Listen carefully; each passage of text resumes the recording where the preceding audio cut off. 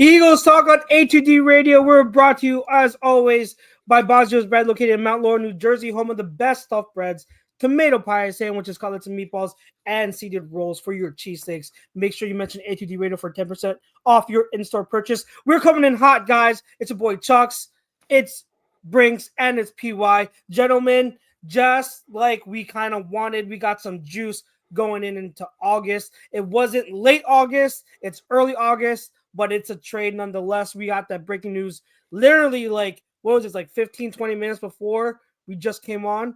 So if you're listening and you haven't heard yet, the Eagles just made a trade. Let me pull it up right now. We've made a trade for a corner. It is cornerback Jakorian Bennett from the Raiders in exchange for Thomas Booker. It is a straight player for player trade. Gentlemen, how we feeling before we get into it? How you feeling after this trade? You guys get the juices flowing? You excited a little bit more? Like, what's your initial emotional reaction before we get into the weeds of this? I mean, I don't know much about Jakorian Bennett. I don't. I looked him up. Chuck, she told me he started 7 games last year. He got hurt. Obviously, there's a new regime out there in Las Vegas with Pete Carroll and Chip Kelly. Obviously, they just released Christian Wilkinson over injury, surgery disputes, amongst other things. And so they needed a tackle. We needed a corner. Like, whatever, sure. We'll see. It doesn't make me feel better about anything. I mean, defensive tackle and defensive line is always a surplus for the Philadelphia Eagles because they make it a priority. And we've been talking for a couple weeks now that the corner room might need some help. So, yeah, shuffle on the deck a little bit. I know that this kind of puts you into a little bit of worry mode, maybe because you are a Keely kind of guy. So, how are you feeling emotionally right now after hearing the trade? I just dropped that thing in the chat where it's basically I think they were ranking zone versus man corners from last year. Obviously, he didn't play the full amount. Yeah, he was the best zone corner, and I'm just like, I'm wondering if this is going to play a big part in how he's viewed here. I also think the scheme was not fitting. The scheme was not fitting with Pete Carroll. And I think that's probably why they made the trade, especially with no Christian Wilkins. So yeah, they needed Booker. I've seen some Raider fans be very unhappy with this trade because I think they saw a lot in this guy, even though it was a small sample size. Like the talent is there, and I think you're going to get a better opportunity, not only obviously play, but like win. And be successful in a defense like this, as opposed to whatever the hell they got going on in Las Vegas. Yep. So while I'm a Keely Wingo truther, I'm not. I like the concept of this guy and what he could possibly bring to the team. Because at the end of the day, as much as I believe in Ringo, I want the best guy to play. Like that's all I care about. Yeah. Says more about Dory Jackson. We did a pivot. Our poll question was going to be different, and if you're watching from Facebook, you'll see what our original poll question was going to be regarding AJ Dillon. But we had to pivot, make a change, and so we did. So now our new poll question for the day is: Jakorian Bennett will win the CB2 job over Keely Ringo and Dory Jackson. Agree or disagree? I am going to just go out on a leap and say he wins the job. Okay, so, as Shane Taylor says here, he says Bennett was the Raiders' best cornerback last year and poised for a big year. So what we gave up, that's a great trade. And like what you were saying, PY, in terms of zone coverage. So my good friend all over on Twitter, Eagles Eric, if you don't follow him and you're on Twitter, you're missing out on a bunch of he's great. Not only great Eagles stuff, but like NFL stuff in general. He put out a chart, a man versus zone yards per coverage snap. And if you look at Jakorian Bennett, he leads the pack all the way to the right-hand side, boys. Coverage snap. He leads everyone. So that's one. There's another really good tweet here that I want to saying, oh, this was from May 30th. This was a Raiders fan tweeted this. Now it's going viral, making the rounds amongst Eagles Twitter. Jakorian Bennett ranks among NFL cornerbacks with 450 plus snaps. He has 18 receptions allowed, which is third in the league.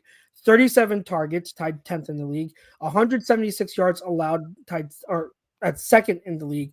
0 touchdowns allowed, tied first in the league. 9 pass breakups, tied fourth in the league. 62.4 QBR allowed, sixth in the league. And then this fan concludes this tweet by saying, Bennett's quietly become one of the top cornerbacks in the league. Some know him as JB, but everyone's going to learn to call him Agent Zero or Sub-Zero. So, like, Raiders fans have been really, really, like, high on this guy. Not happy about this. Another Raiders guy, he covers Raiders, works with Athletic, Ted Wynn. Awesome analyst and writer. He says, I never trade with Howie. I get that Bennett doesn't fit the Carroll profile, but he was so productive last season and is so young. I don't like this trade. And he's a Raiders fan. So yeah, Raiders so far what I'm seeing, they do not like it because they really like Jakorian. So the injuries is one thing because yeah, he did have a season-ending shoulder injury last year, which cut his season short. But I mean, for what we got, that is someone who can possibly win this CB2 job. Playing with this team, playing with this scheme, which is more of a fit than what he was going to be with the Raiders under Pete Carroll. Yeah, that's a another great haul by Howie. So I really like this. I admit I didn't watch much of him, but I've known about Jakorian because he started last year and Raiders liked him. So I knew kind of who he was. I just didn't know in detail how well he was playing. But yeah, things are looking up. So I really, really, really like this guy, or I like this trade a lot for the Eagles. You're barely giving up anything, and you're getting a guy who could definitely be a starter. So just from that aspect, great job by Howie. I mean, what else can we expect, right? We kind of we asked where's the Howie trade? Where's it coming? It's usually August. It's usually August. We'll take it. A few weeks ago, we asked our poll question was how we will make a trade in August, and he made a trade in August. It wasn't late August, early August this time, but he made a trade, so he's going on. So let me get to a little bit of the chat before we get more into this. Philly 444 says, "I guess Ringo was cooked. I was rooting for Ringo. Damn, I wouldn't say it's a done deal. Like Ringo still could. This could be motivation for Ringo, and I think it's definitely possible he still could win this job. I think the job is still out in the open. Yep. I just think that if I'm going to project and I'm going to make a guess, I'm going to guess that Bennett does win it. And part of that is because even though I was willing to give Ringo 100% the opportunity, I still I was never the biggest Ringo fan. So I was kind of hoping with the past couple years he was going to be developed and learn and be a lot better. And maybe that's still the case. But, I wouldn't be surprised if Ringo just isn't impressing enough to where he was going to win the job outright. So I think this is very, very interesting. It's very exciting to bring this in. And now you got this legit competition at CB2. So I wouldn't rule out Ringo yet, though. It's again, came in, follow saying this screams Ringo has been disappointing. I think it's not only Ringo. I think you got to assume that Adoree Jackson has been disappointing too. I don't agree. I don't agree with the Keely Ringo being disappointed part. I think it's the opposite. I think I'm going to play devil's advocate. I think Adoree Jackson is just kind of mid, and he's not really impressing anyone. Mm-hmm. And they want depth. And they just don't believe in him enough to where that's where they went out and they got this kid. So even if, let's say Ringo isn't CB2, I think they believe in Ringo enough in his development to maybe he's a good depth piece where he's your Rodgers. If that's what Keely Ringo is as a 4th-round pick, if he's your Isaiah Rodgers for the next 2-3 years, that's a home run pick. I don't care what anyone says. Imagine if this kid. Imagine I'm sorry. How do you say his first name? I'm gonna screw it up. Jakorian.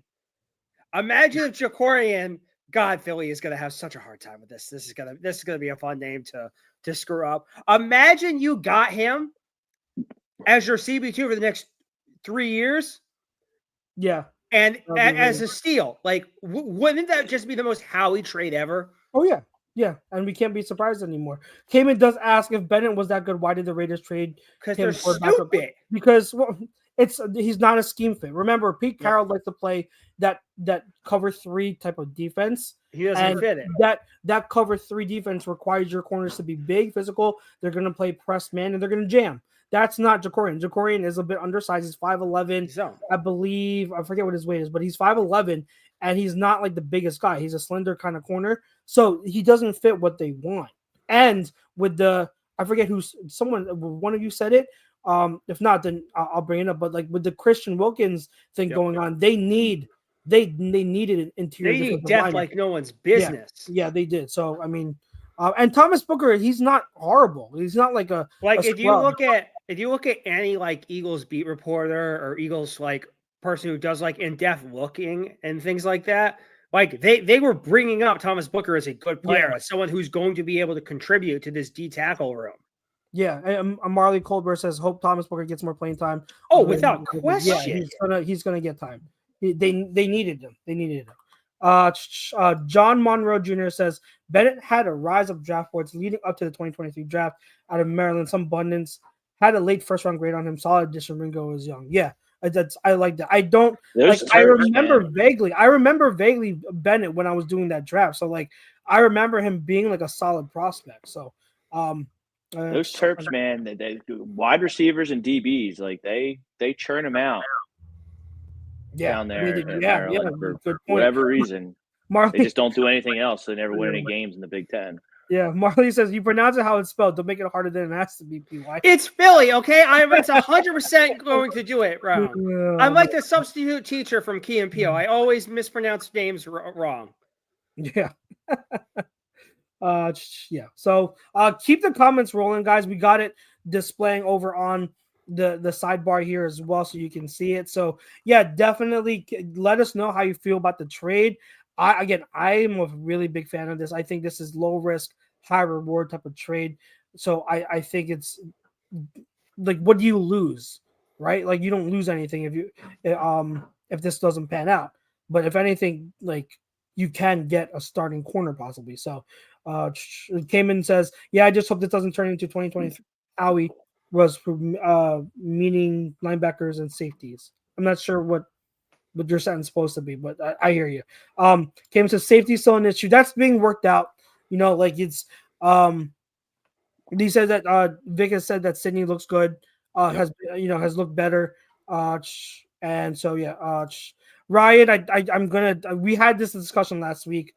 I went into depth and I just don't. You can't prove that though. Like they're like, oh, he just hits. I'm like, yeah, that's what they asked him to do that last year. Hey, I know you're coming back from an ACL. Here's what I want you to do. I don't need you in coverage for the most part. I need you to beat the crap out of people on special teams. Can you do that? That's all they asked him to do last year because you had CJ GJ and you had Reed Blankenship. You didn't need Sidney to do anything other than what was asked of him. I'm not even the biggest Sidney Brown fan like Chuck's is. But like to say he's not a starter after like less than 20 games in the NFL, like that's just ridiculous. Yeah, it's a wait and see, and I think that'll get sorted out. And Makuba. So even if Sid doesn't like, he's not great as a starter week 1, you still have Makuba, who I know he's been injured and just got back to like practicing, so he's behind the 8 ball. But just like with Cooper last year, like who knows, maybe after a few weeks when Makuba gets acclimated, he could just fill in for Sid if he's struggling too much. So you still have hope. Like don't forget, this is a second round pick in Makuba that they apparently like a lot. So it's not just coming down to Sid. It's coming down to Sid and Makuba. So I'm still not as panicky As I wasn't as concerned about safety as I was about corner.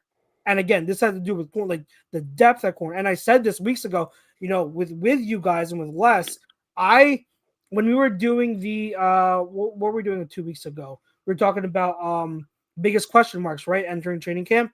And I was saying like depth at corner is a concern for me. So I've been wanting to get another corner for depth, regardless, even if they don't win the cornerback, the starting corner job opposite of Q, I still wanted another corner for depth, and so this is a great move at least for that, having another solid body on that. Came in and says, Sneaky, come on, dude, it's not. Yeah, he's tiny, but he was effective playing in coverage. I mean, not. Also depends on the scheme that you're running. I think he's talking about. I think he's referencing the comment above about Mac. Oh, okay.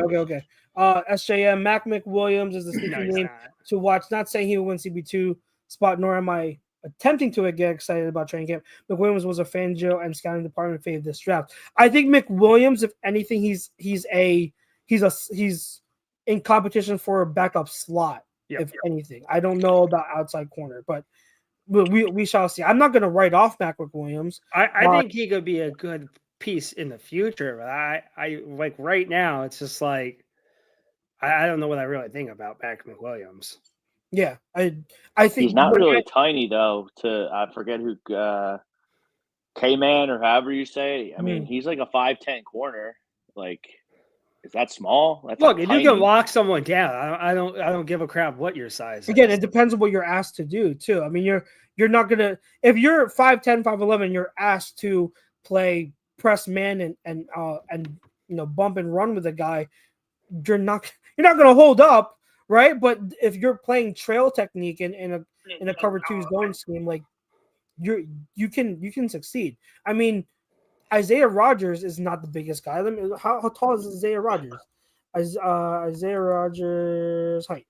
Look it up. Isaiah Rodgers is 5'10". And Isaiah Rodgers is going to be the starting corner for the Vikings. Isaiah Rodgers was good for us last year when he had to step in and play. Yep. He's 5'10". So again, like I wouldn't put too much on the size thing in a scheme like Fangio's. The whole reason why in a cover 3 you don't want that. Like cover 3 press, you don't want that, but that's not what we use here. So Marley also said, I think Xavier Watts could have fit better, but I am hopeful for Mokuba and or Sidney Brown. Yeah, Watts was another one I did like, so I hear you on that. There was another name, another safety I was eyeing down. People, I don't know if you remember when I was going through safeties that I liked, but it was Mokuba, it was Watts. Was it the dude from Penn State? It might have been, but I think he got taken before. Yeah. But when we picked, he was already gone, I think. But there was another one. But I forget it. If the name pops up, I'll mention him. But yeah, I mean, Mokuba was definitely one of the ones that I had mentioned, and I liked him. He really does remind me of Chauncey. So, yeah, there's a Marley good comment there, definitely. Keep the comments rolling in, guys. We'll talk about Bennett too as the show goes along. I know if you're listening in and you don't know much about Bennett, definitely keep commenting, have the chat going. We talked about it a little bit more. So Bennett, I think, it's a very exciting move for the Eagles. But I wanted to shift gears. Let's talk about non-Eagles for a bit, and news that has been dominating the few days. Let's talk about. We're going to keep it in the NFC East though, and let's discuss what's going on with our fellow NFC East rivals in the Commanders and the Cowboys and the contract. Let's start in chronological order, and we'll go with the Commanders. They haven't paid Terry McLaurin yet. No. And days ago, Terry McLaurin asked for a trade. So I'll let you guys go first before I give my 2 cents. But Brinks, your thoughts on what's going on with Terry McLaurin and good. Trade him. I don't want to play that guy twice a year. He's freaking good. Deebo Samuel, he stinks. He can't be a number 1 receiver. He's fat. He's a gadget player. Like I'm not into Deebo Samuel. So if you're relying on him to be a number one receiver, like good luck to you. I was already down on Washington because I don't think that they can repeat what they did with having a target on their back rather than being the second pick in the draft and maybe looked at as a pushover when they roll into your stadium on Sunday. But I don't understand this one at all. I don't understand this logic from Washington at all. You have a quarterback on a rookie deal. So I don't understand how they don't have money to do this. This guy's a third-round pick. He's a really good receiver. He just asked for a trade because they won't pay him. So if you want to look at that as a problem, then whatever. I don't see it that way. But I mean, he wants his money. He's got 1 year left, right? He's gonna be a free agent after this year. I think 2. 2? All right, well, that's tough, but because I just don't. I would just pay him. Yeah. How do you not have money? Jane Daniels is on a rookie deal. You're not paying money for all the old guys. Bucks. Yeah. DY, what do you think? So I think it's funny. So between having their hopes for a new stadium held hostage, and yeah, right. Once you change your name, you don't get a new stadium.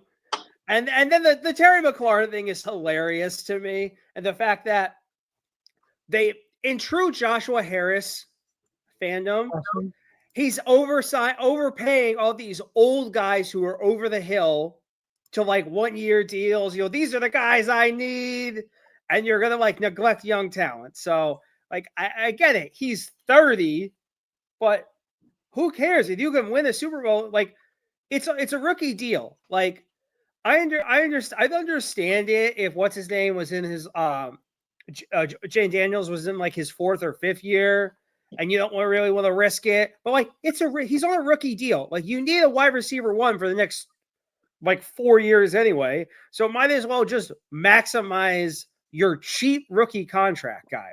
It makes absolutely no sense. But so you can change piano, but you can't change their stripes. Like what is this? Like the Commanders are still gonna commander. SJM says McLaurin's 30 commies have a clear youth movement going on with Peters as the GM and are being cheap with the wide receiver position, not the commies for long. I made a post. Youth movement. They're like the 3rd oldest team in the NFL. I tweeted something the other day after after the Micah Parsons news, and I did a summary of like the state of the NFC East, and I stated like the different things that all the teams are doing in comparison or contrast to the Eagles, right? And I had several Commanders fans reply to it like it just not not having it, and it's really, I went into a deep conversation, a lengthy conversation with one of them, and it was a respectful conversation, so we had heard each other out. But like there are Commanders fans who are backing the team because unlike the days of remember when Dan Snyder would just hand out bad contracts and stuff, they want to. The age with Terry McLaurin is a factor, and Terry McLaurin by reports wants a contract similar to DK Metcalf, whose average salary, and this is you can't always go by AAV, but like DK Metcalf's for his 4-year deal with Steelers is about 33 mil, right? So you want some, by reports, McLaurin wants a similar type of deal. But the Commanders don't want to give that because he's 30 years old and they don't want to commit that much money to him. And they have Jaden Daniels are trying to turn something around and go with the youth movement and not get tied down to bad contracts, which I understand. Like if our owner was Dan Snyder for the longest and we had so many bad contracts we gave to players here and there, I would totally understand, and I get it. However, I don't think the Commanders are in a position right now to really not have Terry McLaurin. Yep. If They they had one don't good have year. Terry- One if they good don't have year. Terry McLaurin, they are not competing. They're not competing. They're Who's just, their wide receiver one if he's not there? It's Debo? Debo, but like Debo's way past his prime. He's not that guy anymore. Who's So, like, two? Luke McCaffrey, Oh my or God. I forget. Like it's Wolf. no one of consequence. Like they have another rookie who could be solid, but I mean, like, you can't give me these names and really convince me that okay, that the Commanders will be fine at wide receiver without Terry McLaurin. That's not being realistic, guys. Like Terry McLaurin is their offense. He is their offense. And I know people say Jane Daniels needs Terry McLaurin still. Like I'm looking. Okay, so if I'm bringing up their depth chart right now, right? Debo Samuel. This is outside of Terry McLaurin. Debo Samuel, Noah Brown, Chris Moore, Luke McCaffrey, Jalen Lane, which is the rookie I'm talking about. Michael Gallup, KJ Osborne from the Vikings, Jacoby Jones, and then some other guys. Like that wide receiver group is not going to get you anything. All right. Well, it's do not you think they're going going to get? Do you think they're going to get Cheetah? No, I mean, makes a lot of sense. it would. I mean, Cheetah's begging to get out of Miami. Right.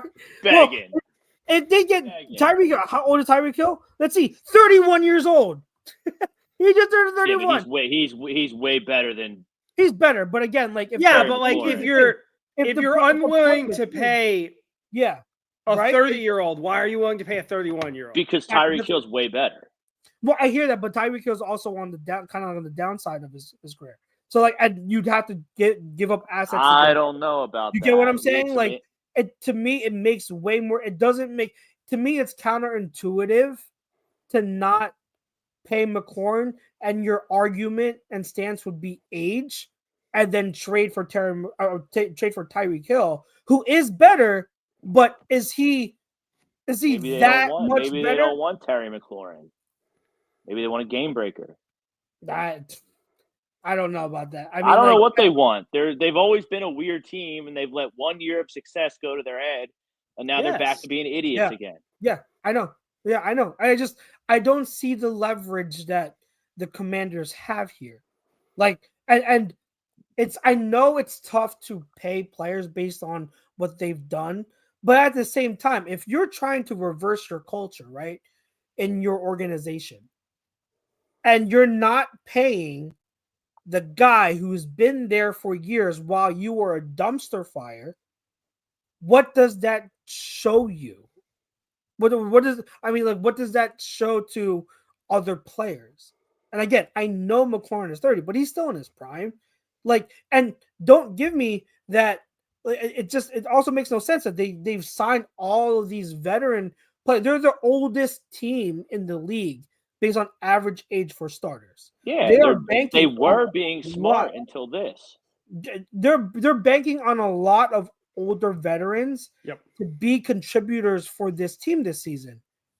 Yeah, we've seen how that story plays out. They don't want to pay Terry McLaurin because of age, and he wants. I get he wants a lot of money. I understand he wants a lot of money, and I know that the price is a lot, but there's got to be something. Like, you got to be able to. Why is it like you can't satisfy him or appease him with signing bonuses? There can't be any type of compromise there. Like, they're being cheap. That's what it is. They don't have Howie.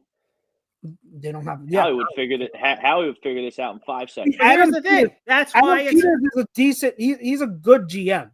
So I'm not going to put it past Adam Peters, but I'm at the same time like, come on, like I don't understand Commanders fans like trying to defend the team here. Like, okay, they always defend. It's the weirdest fan base in the history of fan bases.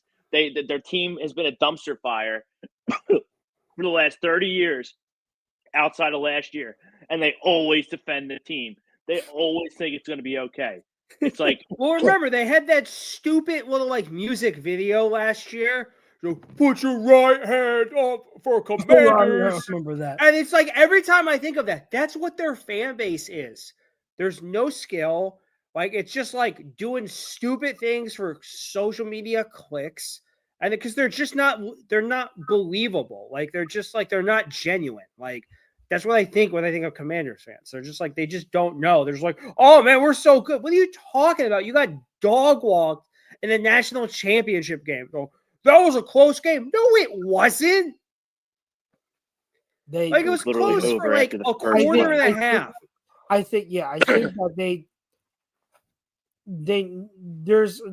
we'll talk about when we get to like our prediction show, but I do lean toward what Brink said. I think I see a lot of regression to the mean for them this season because a lot of their stuff that they had last year was very outlier based. You know what I mean? There was a lot of luck and a lot of the Hail Mary. The Hail Mary, like a lot of these, these last minute finishes and with their conversion rate on fourth down was like historical. Yep. I don't see them replicating that. And let me make this clear. Like it's not that I don't believe in their quarterback. I think Jayden Daniels is a stud. I think he is going to be a great quarterback for a long, long time. So I believe in Jayden Daniels. This is nothing specific to Jayden Daniels, but as a team, like I don't look at their roster and go, oh yeah, they're stacked, or they can survive without Terry McLaurin. No, I look at their roster and go, you're relying on a lot of old people. Without McLaurin, a 5-win team if there's no Terry McLaurin. Like they could be, yeah. You know who they remind me of? They remind me of the 2018 Eagles, where the age got a problem real quick. Good point. Like all those veterans, the 1-year deal guys that we had in 2017 that we brought back. Who's that safety that Corey Graham? That's it. Like we all love Corey Graham in 2017. He got old quick.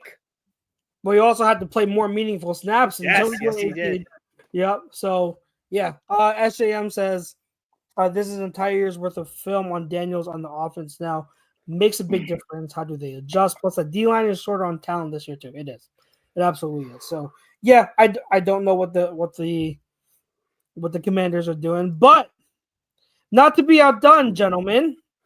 Oh, not God to be outdone, Jerry Jones. We have the Cowboys with Micah Parsons, and it is definitely. Can I go first, please? Yeah. So. Let me just summarize. So if you've been living under a rock, there has been no contract talks apparently between Micah's agent and the front office. Apparently what has happened is Micah and Jerry Jones had a meeting back in, was it May or March, something like that, months ago.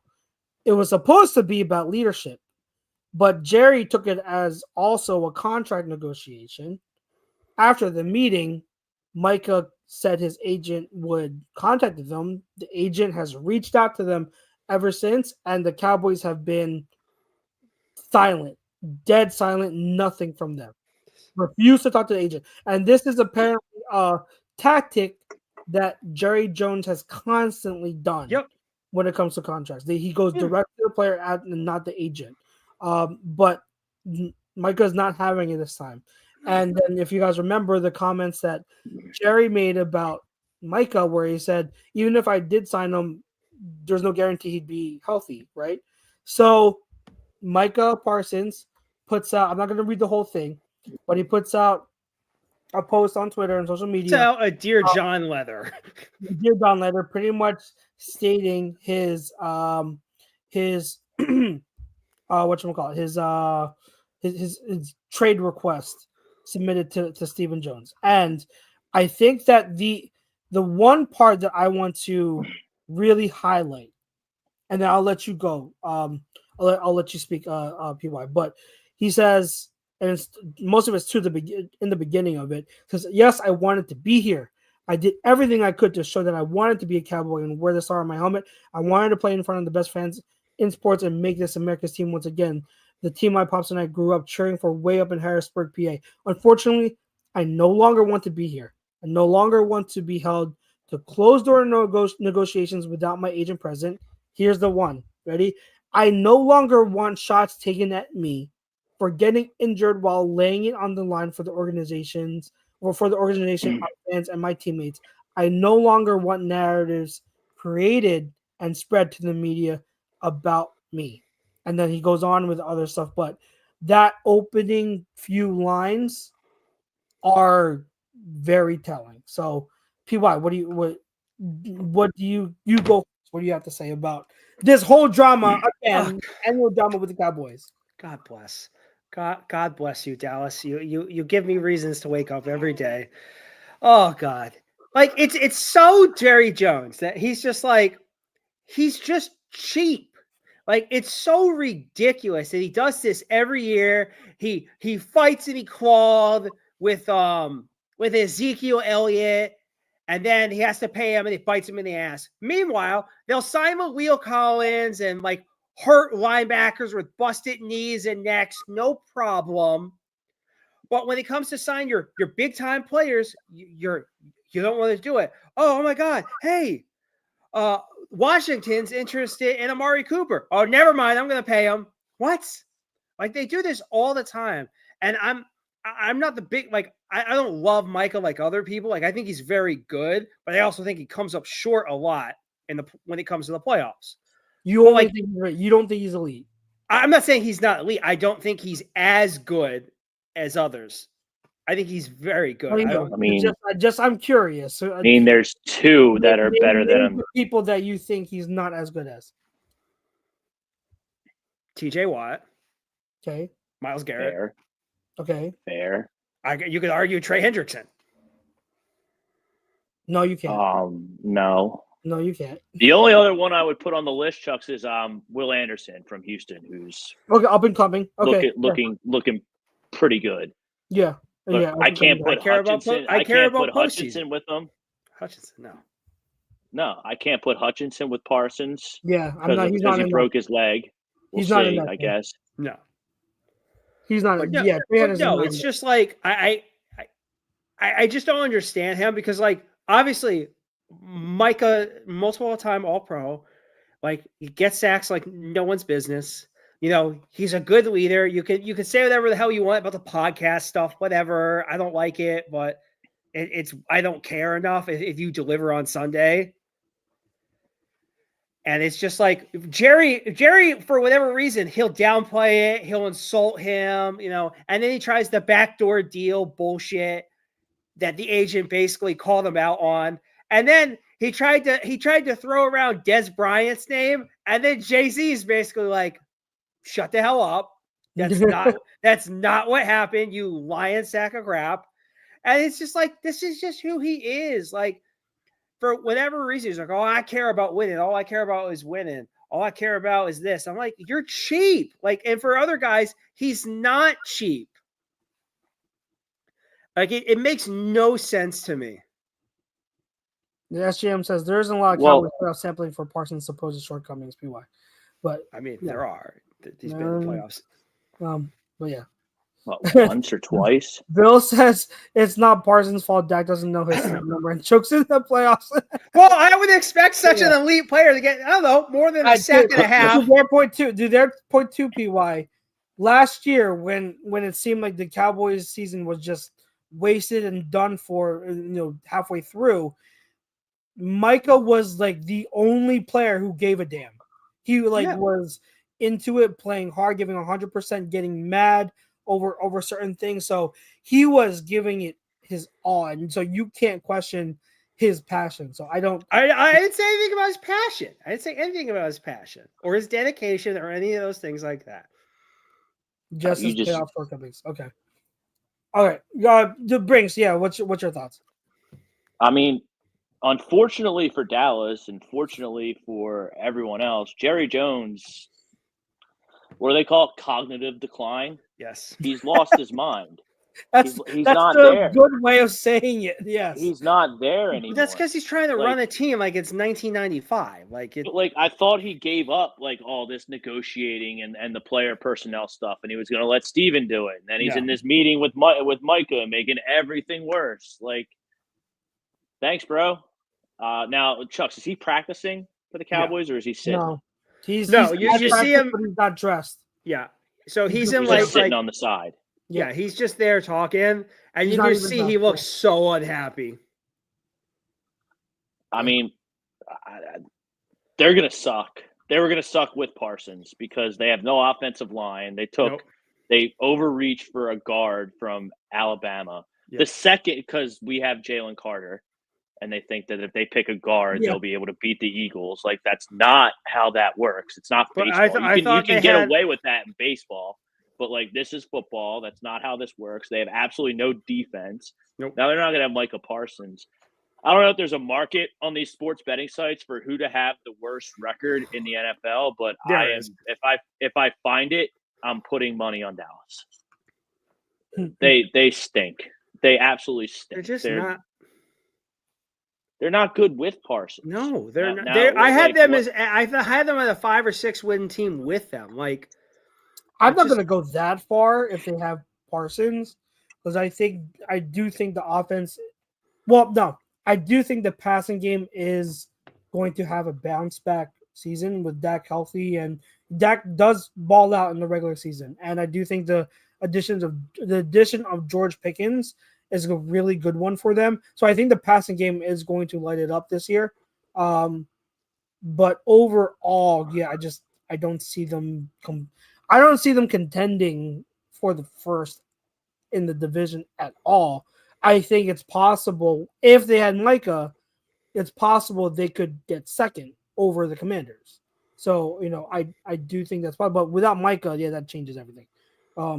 So I hope he gets traded. I hope they trade him, and I hope he gets traded somewhere like fun, like the Patriots or the Chargers, or I forget whatever. Not the Niners. I saw the Niners. I don't want that. I don't like the Niners. Something like that. So like he can get that Dallas stench off him and get the credit he deserves for being an I would excellent assume football AFC, right? I would assume AFC if the Dallas is going to trade him. Steelers. Steelers. He wants to. That's his hometown. So this is the reason why I brought up those quotes from his post, where he's saying, I no longer want to be held to closed door negotiations with my agent. I no longer want shots taken at me for getting injured while laying it on the line. I no longer want narratives created and spread to the media about me. The reason why those stick out to me Because it's a personal. lot.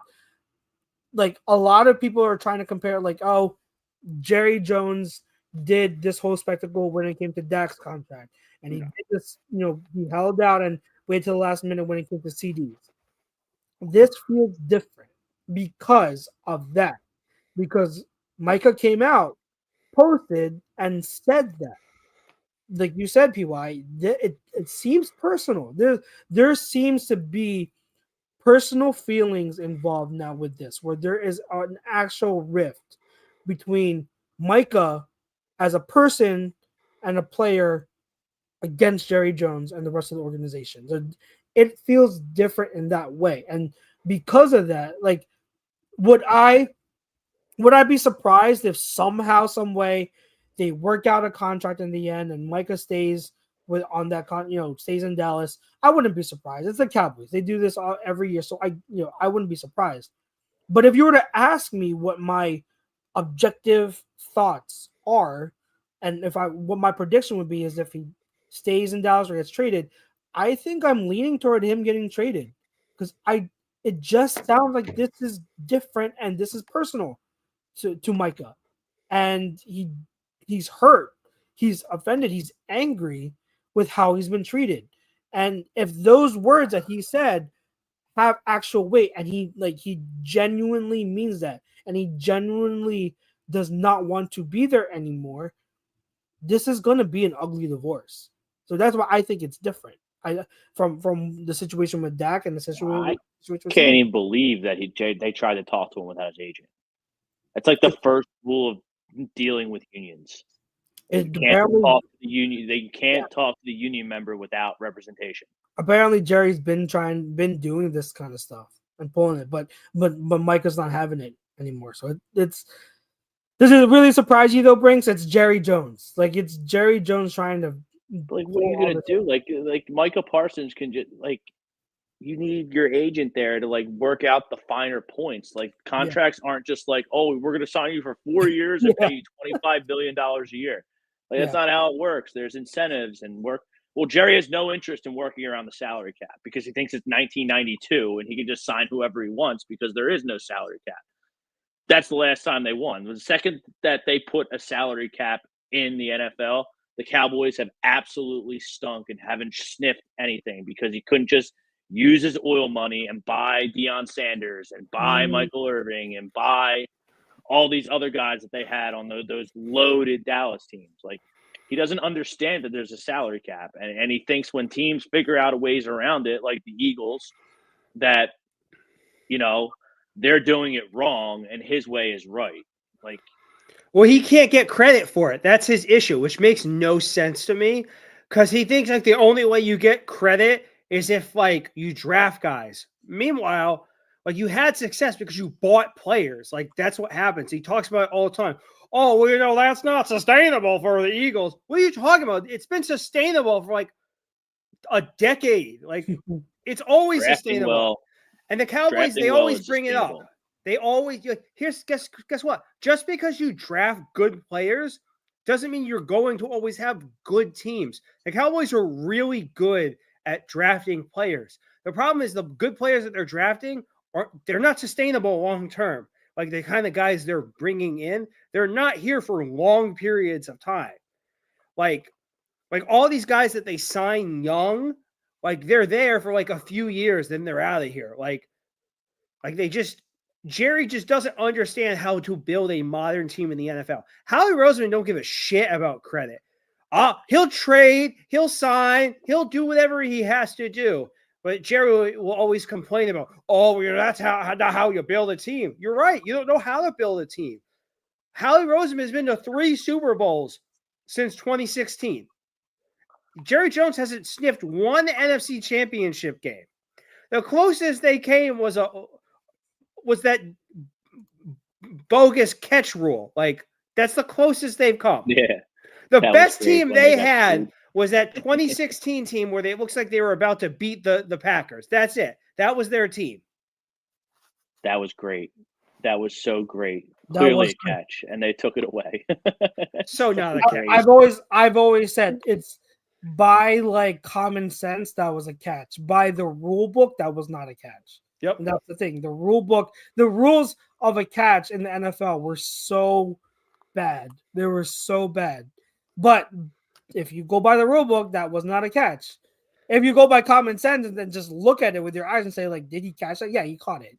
But unfortunately, that's no control. That's not how it worked. It's not that. It's when he brought in the pass and landed, he was already falling down. So it goes into, you're falling down. You have to maintain control through the ground. And he did not because he reached and then he lost the ball. So it has more to do with him because it has more to do with him falling, not really like if you compare it to the Zach Ertz go-ahead touchdown in our Super Bowl, right? Zach Ertz catches it and runs with it for 3 steps, and then he's diving and then falling and then loses it. But because he's not falling immediately, it's ruled as a football move. He's running. He's a runner first. So that's the difference. If you want to compare like why the rule is what it is, but yeah, that's the difference. But he caught it. He just didn't catch it per NFL rules. But it's if Micah somehow gets traded, would you guys? I think it would be. Would you guys think this is the biggest mishandling of a player situation in that franchise's history? Yes. Probably. It's probably the worst one in the league since Terrell Owens here, honestly. That could be true. Because like people were trying to compare like trade packages, right? Like what could Micah go for?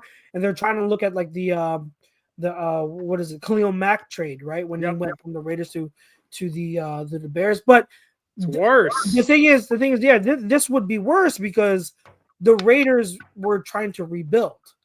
So like you kind of understand why they would want to move on from him, but like this would be worse. This would be so much worse. So much worse. So yeah, that the drama in the NFC East, the contract drama, and in my tweet that I talked about, I had said the Commanders refuse to play Terry McLaurin because he's turning 30 years old. The Cowboys refuse to pay Micah because Jerry Jones is senile. And the Giants didn't pay Saquon Barkley because they instead wanted to pay Daniel Jones. Meanwhile, the Eagles are paying their core players and building a great culture. So that is the state of the NFC East, guys. It's we had to be grateful for what we have. Very, very grateful for the team that we have. Definitely, because it's a mess out there in the NFC East right now. Be grateful. Let's get to the final topic for today, which is our early 53-man roster predictions.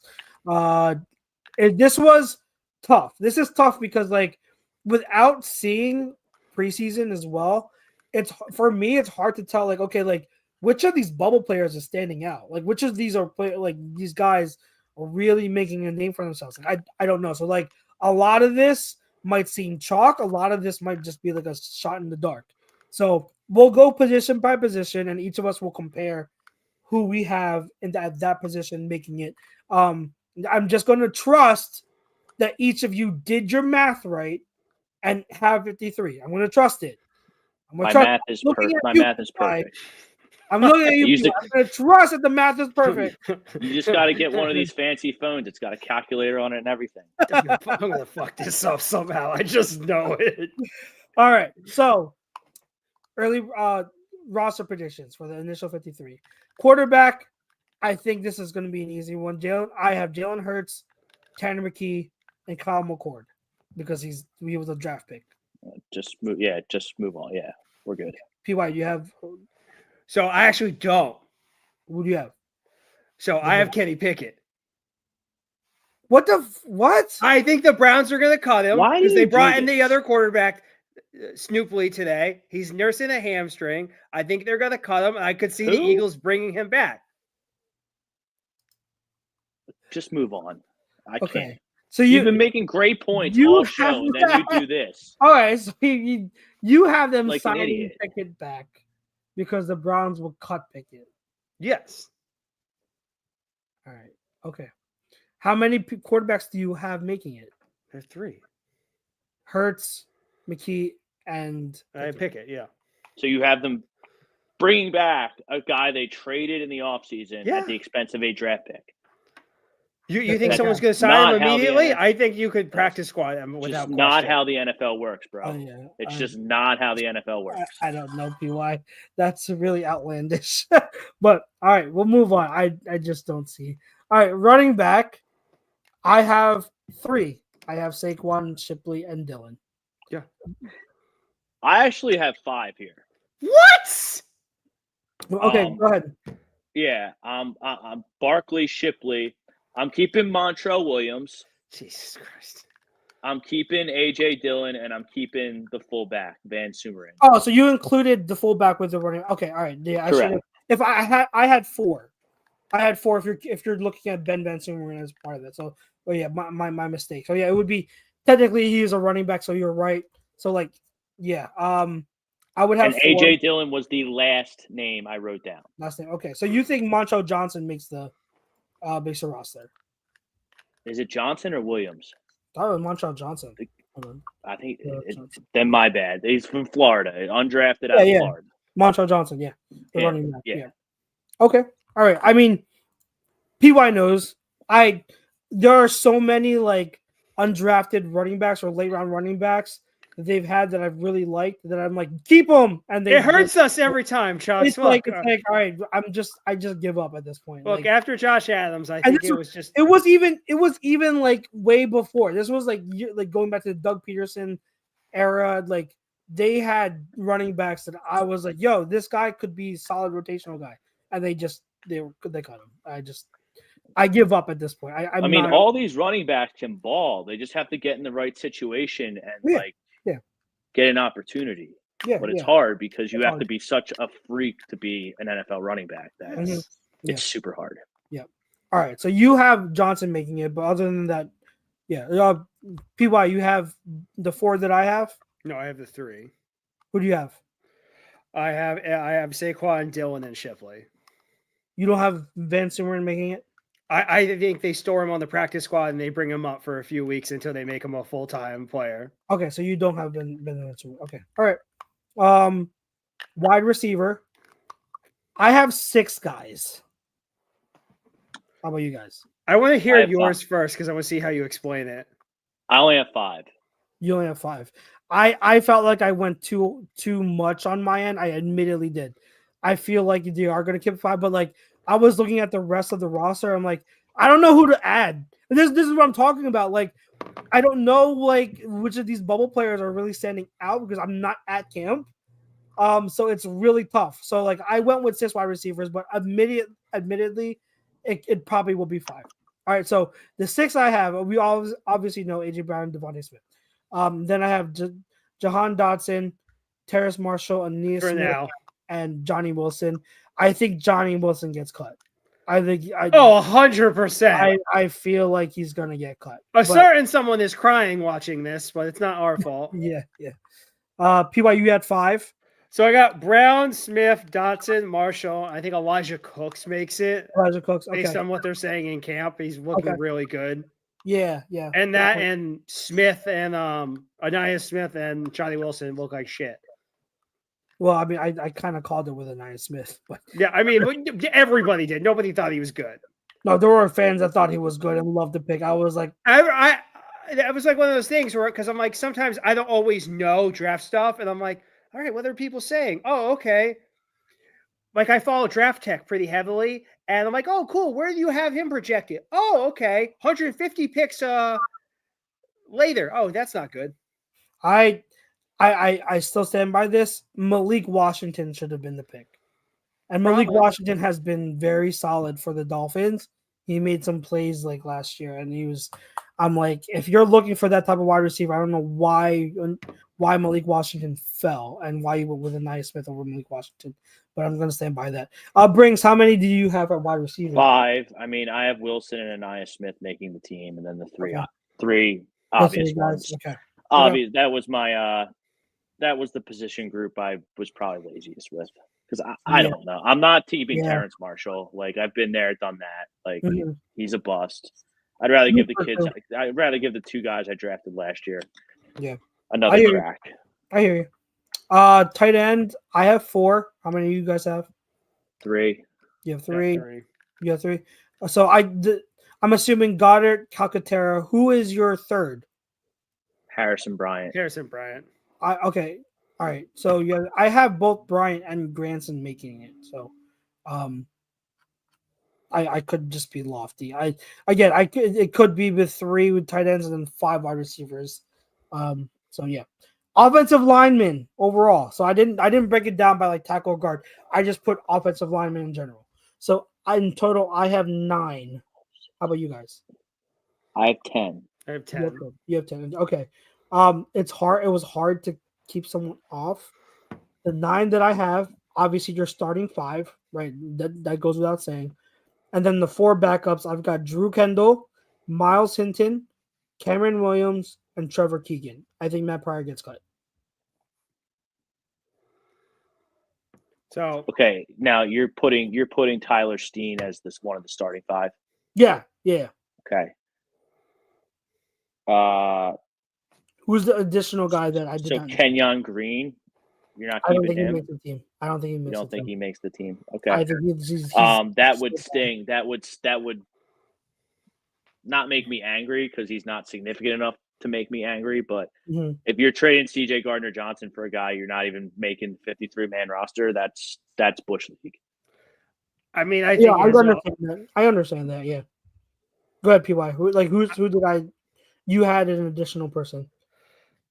Yeah, so I had obviously the starting 5 making it. I had Lamb, Green, Pryor, Hinton, and Cameron Williams. Okay, so Trevor Keegan's the guy I still think they hang on to, but I could be. I love Cameron Williams.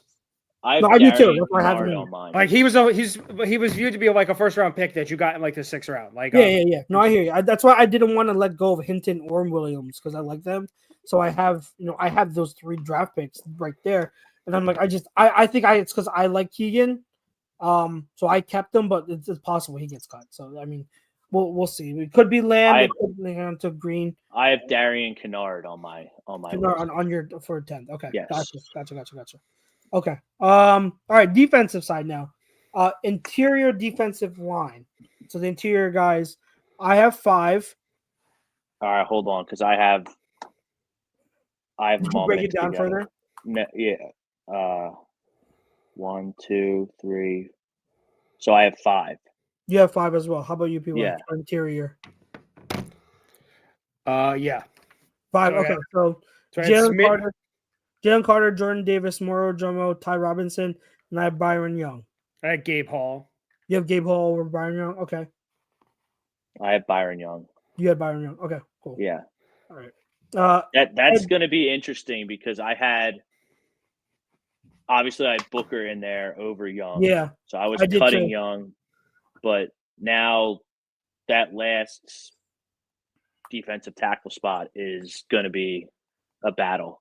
So Yeah. we'll see if there's a player that's impressing them, and that's why they did this trade, or they just think that they have. I don't know. We'll see. Maybe Ty. Yeah, I mean, I know Moro Jomo is really, really like. I've seen people say Jomo is having the best camp so far. So I know he's starting. I like what Carter had to say about Jordan Davis, about how fast he looks and how slim and everything. Yeah. So that's good. All right, edge guys. Edge guys. I have 5.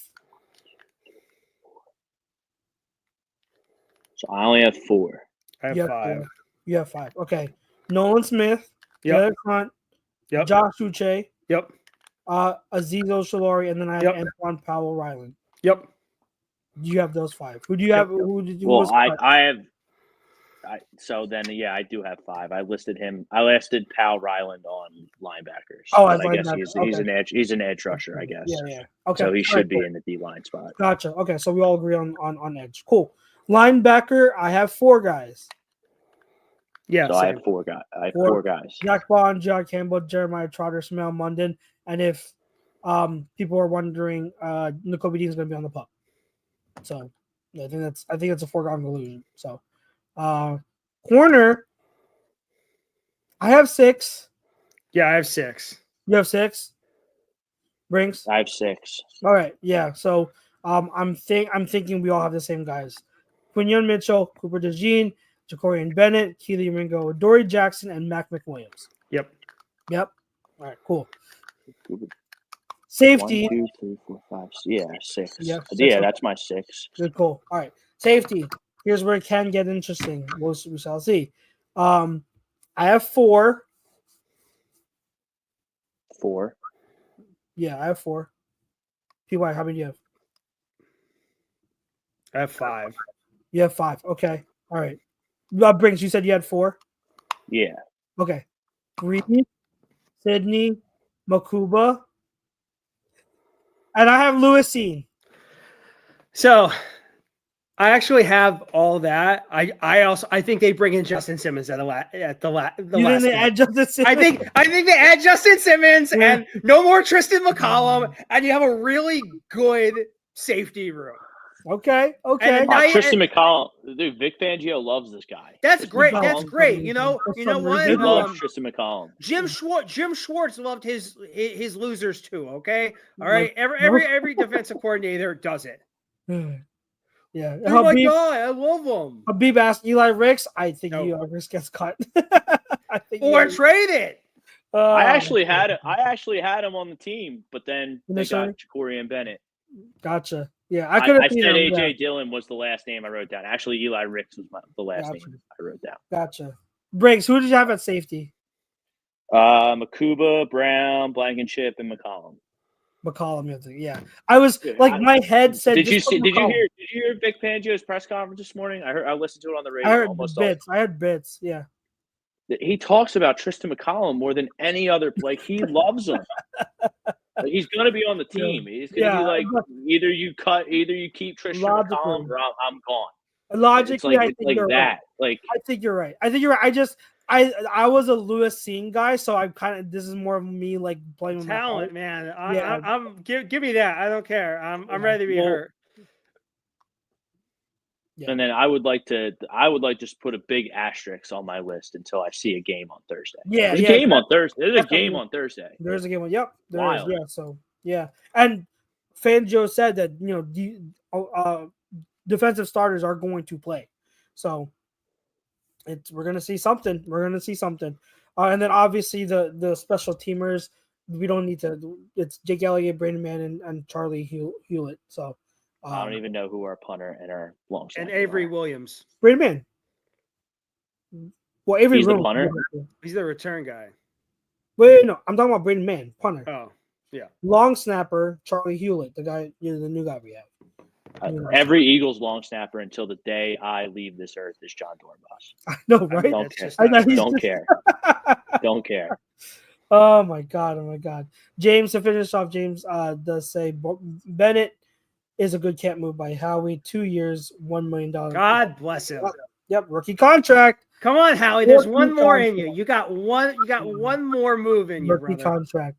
Gentlemen, great show. We had a lot of great conversations because the NFL is providing these great conversations. We had that trade last minute right before we came on. We had the drama with the NFC East and the contracts, and then we're heading into the first preseason game. So a lot of good conversations. We had a lot of viewers today. The chat was awesome. If you're listening still, guys, thank you so much for tuning in and chiming in with us and joining our conversation. We really appreciate it so much. Another shout out to our sponsor, Baggio's Bread, located on Mount Laurel. Make sure you mention our name, A2D Radio, to get 10% off your in-store purchase. Like Brink said, Eagles game on Thursday, the first preseason game. You guys know it's a lot to get excited for, even though it is preseason.